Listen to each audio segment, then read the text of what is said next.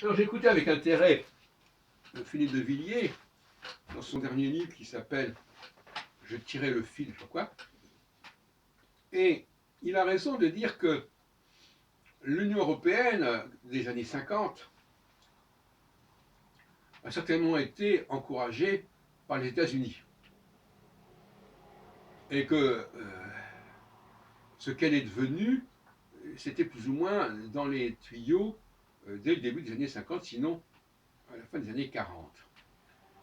Et les États-Unis ne sautaient pas à une Europe forte, l'Europe de l'Ouest en l'occurrence, puisqu'on était à l'époque de la guerre froide et de la séparation de l'Europe en deux pans. Et alors, on retrouve curieusement cette même problématique avec la création d'Israël, ou de ce qui allait devenir Israël. Les anglo-saxons, en 1917, avec la déclaration de Balfour, enclenchent un processus de formation d'un foyer, de fondation d'un foyer juif, Jewish Home, qui sera entériné par la Société des Nations en 1923, après quelques atermoiements. Et eux aussi, ils voulaient absolument qu'Israël existe pour des raisons religieuses. Il fallait que, non seulement qu'il existe, mais qu'il exista en Palestine. Parce que il fallait être en rapport avec la lettre de la Bible. La lettre auparavant, c'est-à-dire le texte de la Bible. Et donc finalement, on s'aperçoit que deux créations fondamentales du XXe siècle, l'Union européenne, enfin avec ses différents noms successifs, la communauté, etc., le marché commun, et Israël, ont été voulues par les anglo-saxons.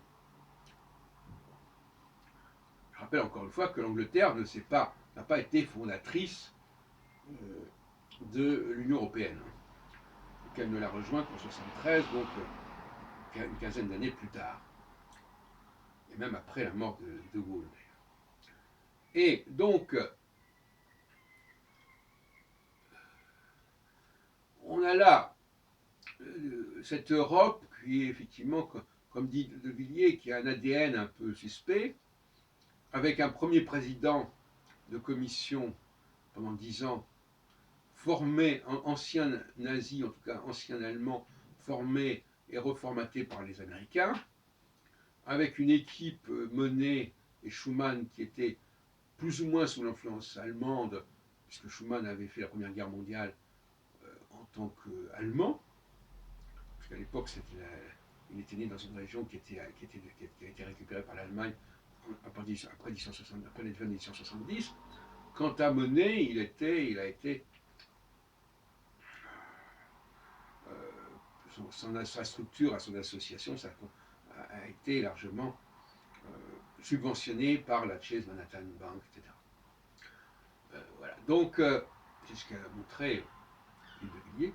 Donc voilà, moi je ne vais pas plus loin que cela. Je dis simplement qu'effectivement, on a une instrumentalisation. La France, en entrant dans l'Union européenne, a bradé son empire colonial. Et ça a été à mon avis très fâcheux, et notamment au bout du compte, elle a dû renoncer aussi à l'Algérie. Et c'est devenu un ensemble